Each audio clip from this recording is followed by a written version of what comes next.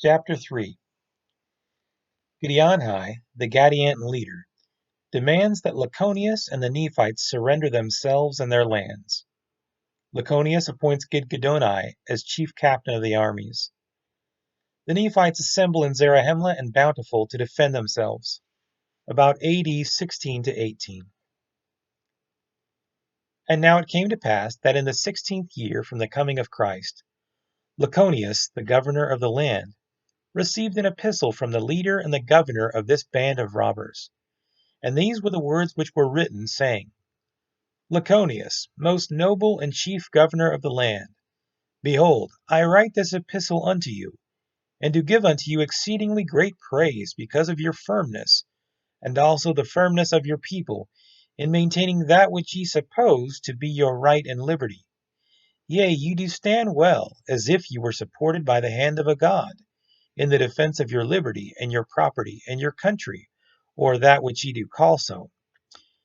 And it seemeth a pity unto me, most noble Laconius, that ye should be so foolish and vain as to suppose that ye can stand against so many brave men who are at my command, who do now at this time stand in their arms, and do await with great anxiety for the word, go down upon the Nephites and destroy them.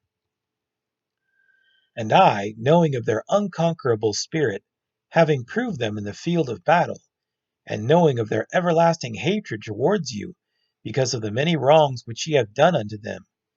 Therefore, if they should come down against you, they would visit you with utter destruction. Therefore I have written this epistle, sealing it with mine own hand, feeling for your welfare, because of your firmness in that which ye believe to be right, and your noble spirit in the field of battle.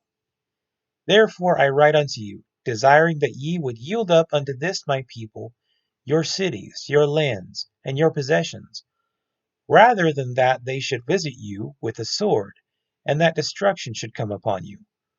Or in other words, yield yourselves up unto us, and unite with us, and become acquainted with our secret works, and become our brethren, that ye may be like unto us, not our slaves, but our brethren and partners of all our substance. And behold, I swear unto you, if ye will do this with an oath, ye shall not be destroyed.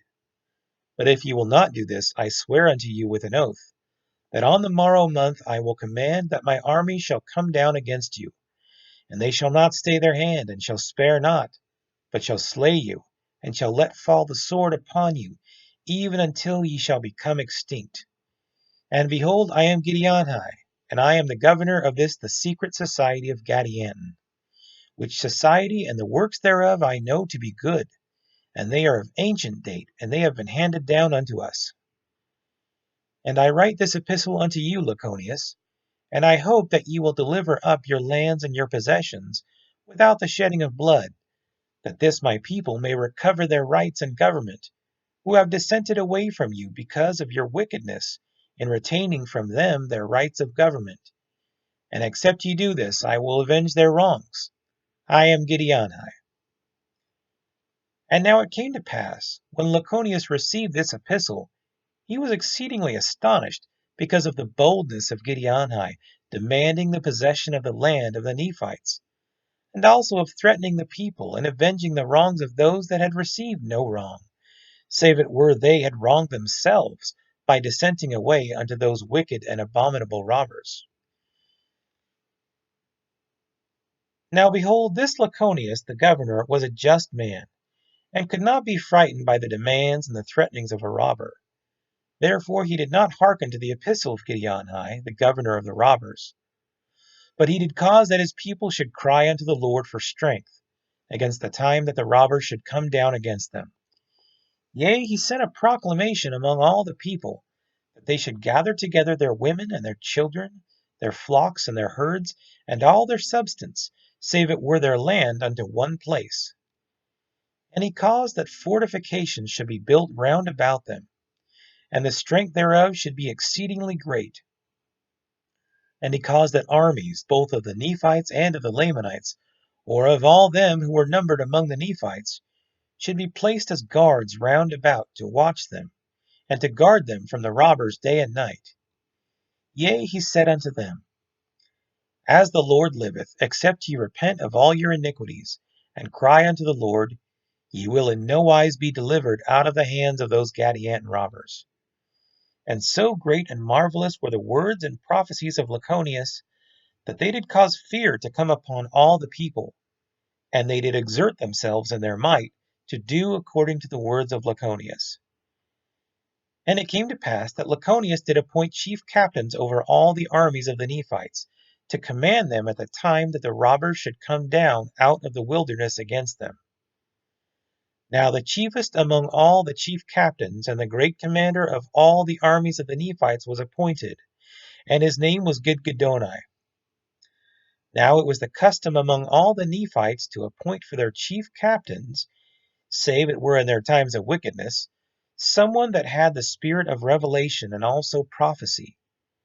Therefore this Gidgiddoni was a great prophet among them, as also was the chief judge. Now the people said unto Gidgiddoni, Pray unto the Lord, and let us go up upon the mountains and into the wilderness, that we may fall upon the robbers and destroy them in their own lands. But Gidgiddoni saith unto them, The Lord forbid, for if we should go up against them, the Lord would deliver us into their hands.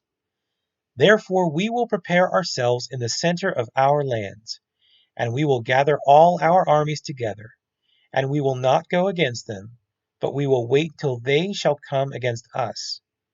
Therefore, as the Lord liveth, if we do this, he will deliver them into our hands. And it came to pass in the 17th year, in the latter end of the year, the proclamation of Lachoneus had gone forth throughout all the face of the land.